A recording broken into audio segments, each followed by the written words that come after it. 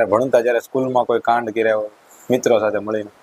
સ્કૂલમાં તો કાંડની તો કોઈ લિમિટ નથી. એકાદો કિસ્સો મને યાદ છે, હું છે ને ત્યારે 7મામાં ભણતો, અને ત્યારે છે ને હજી અમારે સ્કૂલમાં કોમ્પ્યુટરના નવા કોર્સ આવેલા.